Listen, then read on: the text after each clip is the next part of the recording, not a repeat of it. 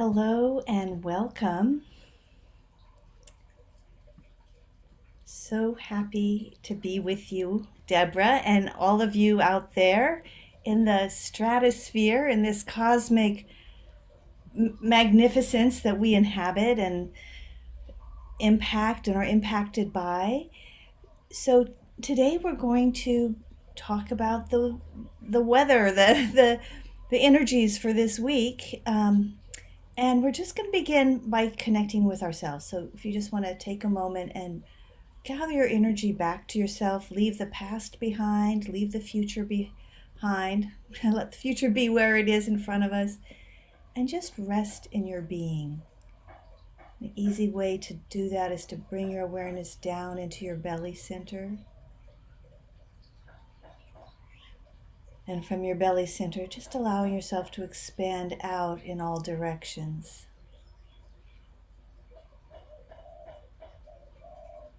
So we're feeling our physical body, we're feeling our energy body. And if you know your human design blueprint, take a moment and just tap into your blueprint, to your definition, to your openness, the place where you are an out breath into the world, the place where you're taking in and receiving the world. And just for this time together, call on the highest source of guidance that you know of, that you tap into, whether it's angels or guides or Christ or the universe, spirit, whatever that would be. Take a moment and ask to be in partnership as you listen to what comes through Deborah and myself, and as you navigate the energies in this coming week. We're preparing ourselves for what we're walking into by being present here now. And again, just may whatever arises here today be for the benefit of all beings. And with that, I'd like to invite Deborah to say a few words before I go into the human design aspect. Yeah, so Robin and I were talking before the call, and I guess the message that I've been receiving really has to do with there's a lot of really beautiful energy right now. But there's also a lot of shifting, and some of us may recognize that we're being there's new patterns arising.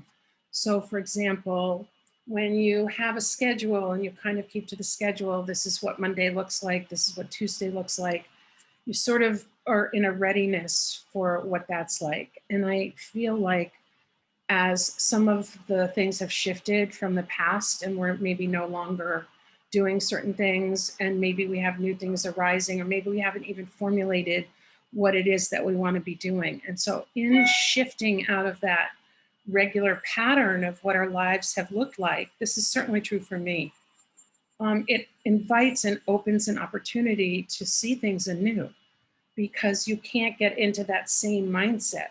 So, for example, my life has really shifted right now. I'm not doing any of the things I normally do at this time. And so the guides have been sharing that gives opportunity for new things to birth and new things to be seen, because we're sort of, our blinders are off.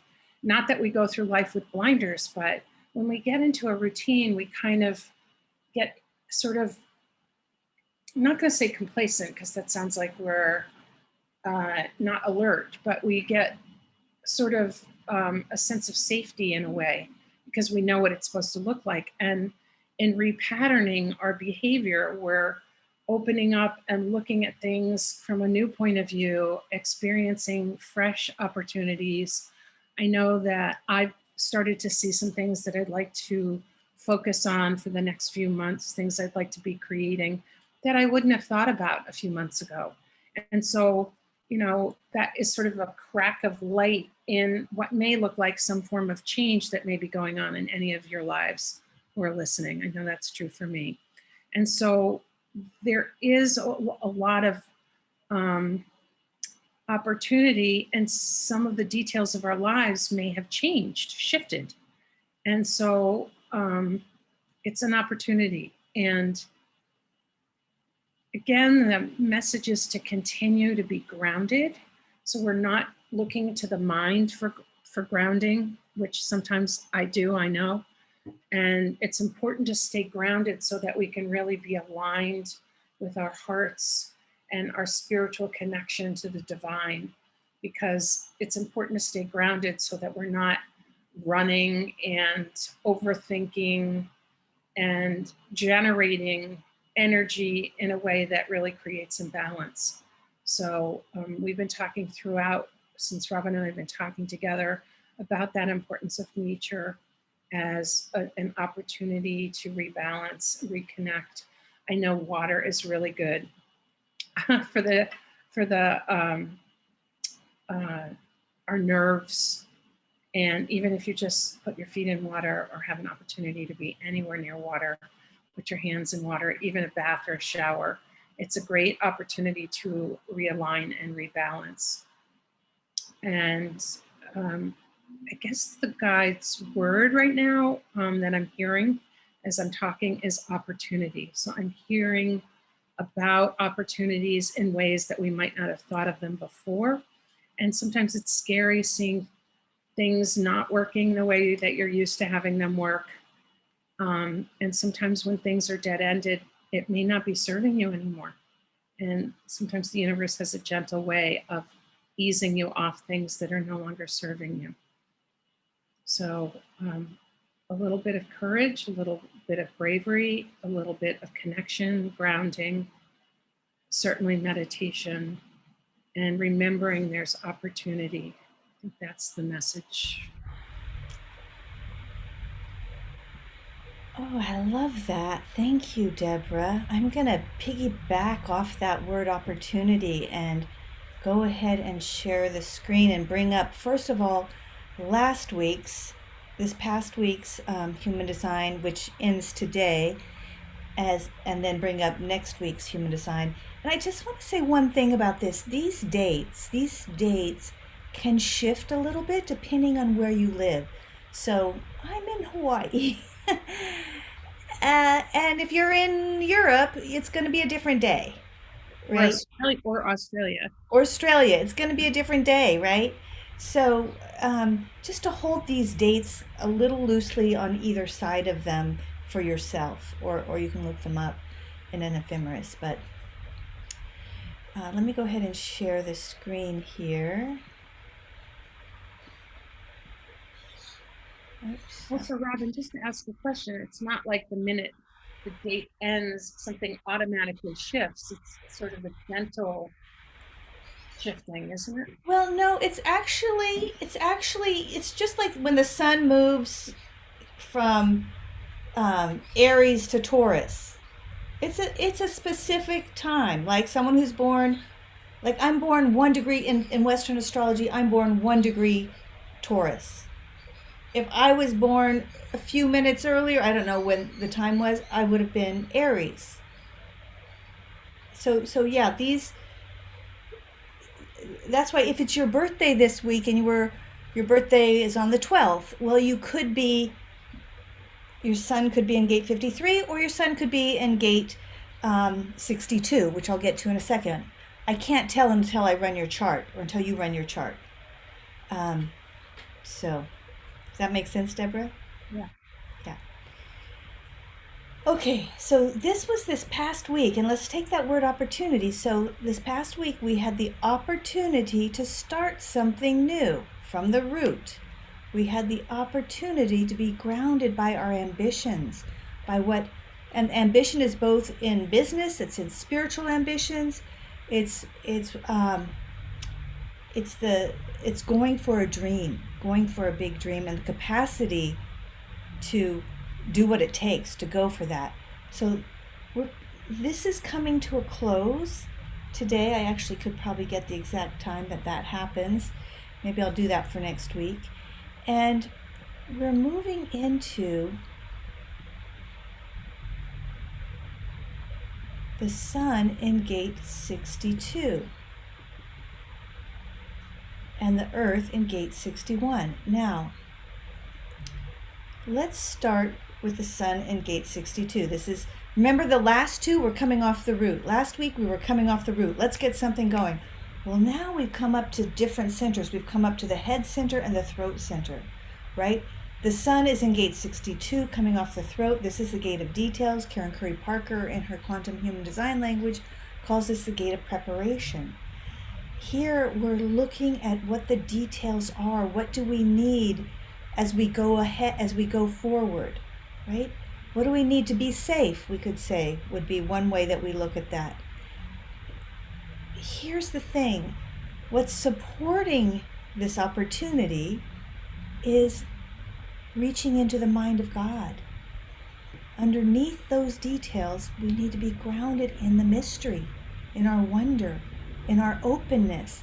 It's like you were talking about, Deborah, you know, the light comes through when we're disrupted. It's like spirit, whatever word you would use for that, the mind of God is not going by the rules of our mind, of our left brain mind. So this is left brain logical thinking, these details. What do I need to have to be safe? What do I need to get in order? What do I need to do? Right? That's what the sun is looking at this week. But you're going to know what to do when you're connected to spirit. When you're resting and open, the opportunities show up, the clarity comes up, the details arise and reveal themselves. It's not like you go to your head and figure it out, right? This is logical. This is linear. The details, the linear details, are revealed through that openness to spirit, through that grace. This is the big, like, well, why? Why am I doing this? Well, it's all going to be revealed. The details will all be revealed. How's that fit with what you're talking about, Deborah? I mean, I think it segues perfectly. And I think what comes up for me as you're talking and what I'm kind of hearing and seeing is that,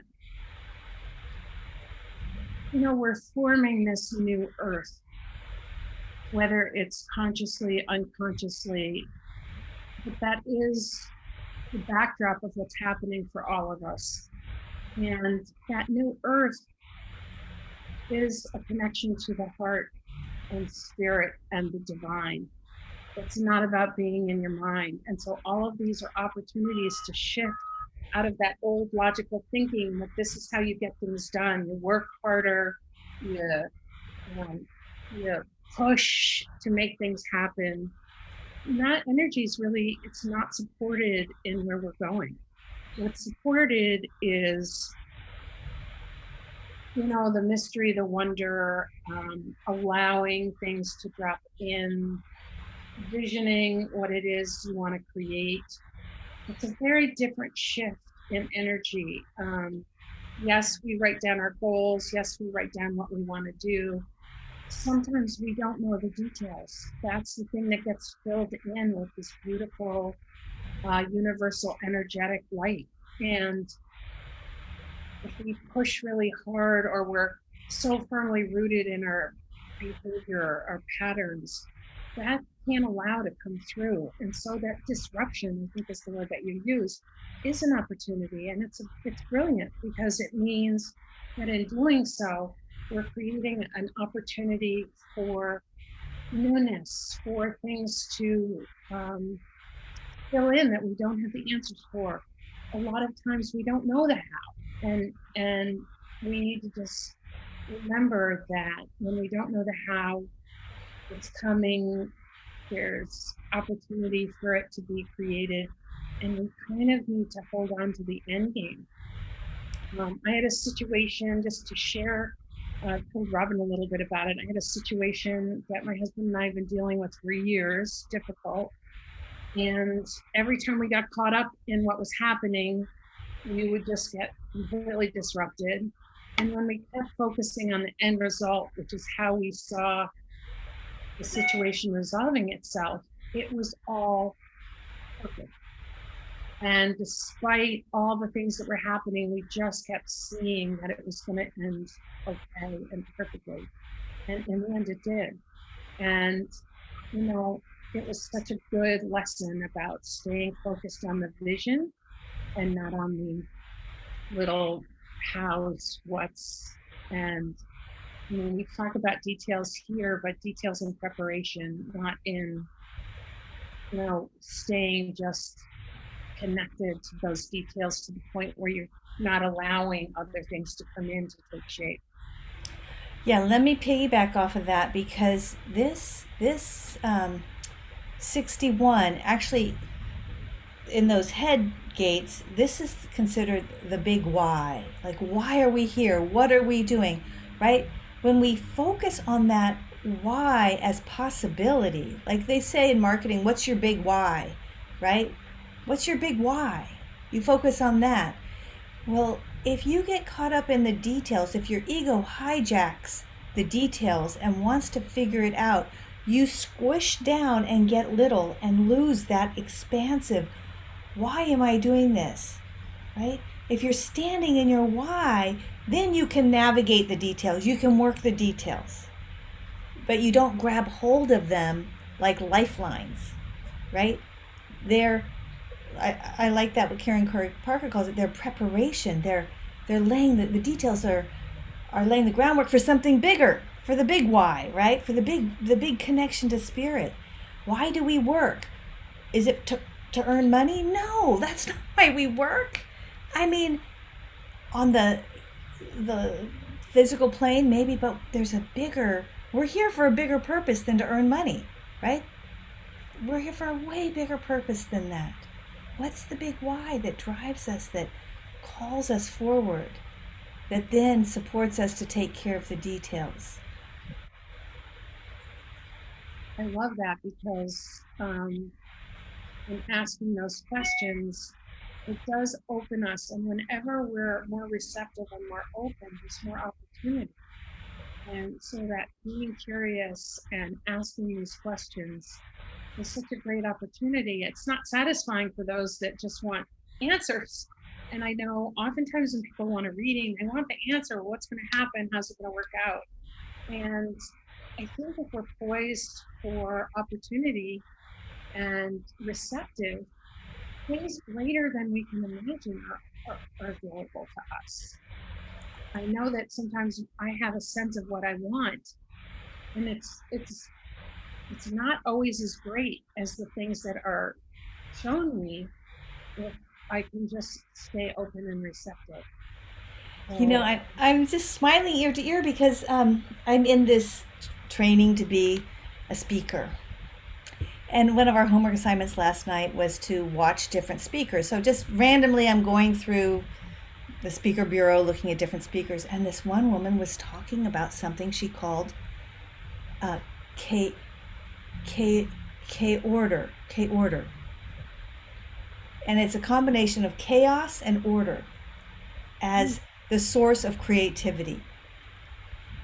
And I just loved it. It's like, yeah, here we have, we could see the mystery as a kind of chaos in our minds. It doesn't make sense to us, right? It just doesn't, we can't wrap our minds around it. And then we have this order of the details. So how do we put these two together to create beyond what either just staying in the spirit realm would do, or being in the realm of the order, the left brain, the ego, perhaps we could say, would do? It's like this coming together that allows that light to come through. So. definitely feel like those that are just way open on the spiritual level, crown chakra's wide open, like sometimes forget to pay rent and do all the things that you need to do.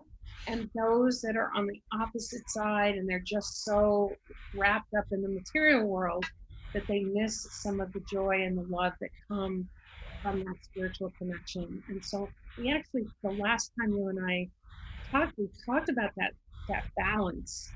And you know that there is a sense of balance to maintain through some of these transits and what we're talking about. because the opportune space is, I guess, a order. It's a new word for me. I embrace it. Yeah, okay, order. Isn't that great? I'm going to stop the share here because I think we're good with that. So we've got a week ahead of us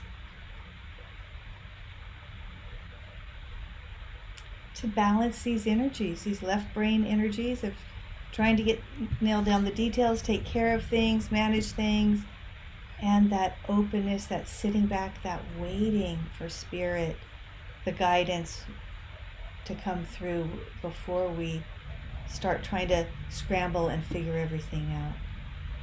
You know, one of the things that often comes up, especially because we're impatient, I know that I am. And when I was writing the book about connecting with spirit guides, I was getting a lot of messages about, we hear the words trust and patience. But some things are on a need to know basis. We're not ready. And oftentimes things aren't lined up yet. And so if we move too fast, we miss our chance. There's timing. I mean, there's no mistakes. So I don't want to imply that, everything has to be perfect. I think that what I'm suggesting is that if we learn to trust a little bit, then our timing is usually pretty right on. That is so spot on for this because that 62 has to wait for the right timing. Before it speaks, before it takes action, before it, puts those details into action. It has to be in the right timing. As a manifesting generator and living with other manifesting generators and a manifesting manifester, we're all about kind of getting it done. But there's a balance. And I feel reminded as we're talking about trusting and appreciating the space that repatterning creates so that we can see things anew that maybe we hadn't considered before. I love that. So, shall we end by just, unless there's more you want to say? I think we've a lot of great points. Yeah, so let's just end by taking a moment and tapping into spirit, tapping into that mind of God, leaning into that this week, remembering, anchoring that remembrance that everything is in its right timing and that we don't know the timing ahead of time. And to be patient, to let the details emerge.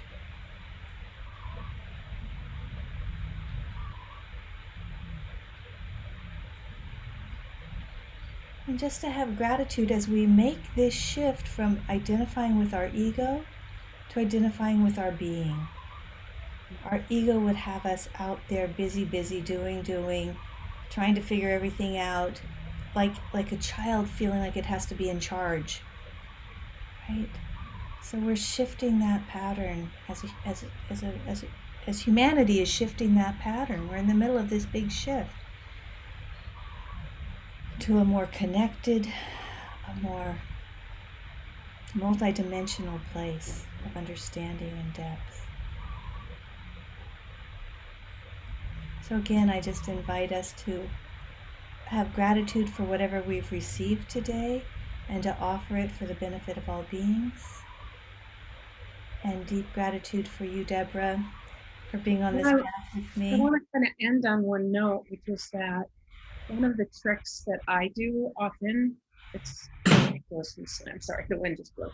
When I'm really wrapped up in my head or I'm feeling sort of distressed, one of my tricks is I put my hand on my heart, and it really brings your energy down and reconnects and often just changes the circuitry. So it's like out of my brain and more into that feeling. And you can see more clearly whether you're holding on to energies that may not belong to you or um, just give you an opportunity to ground. It's such a simple thing. It's all you do. Just do it with one hand, do it with two, and I'd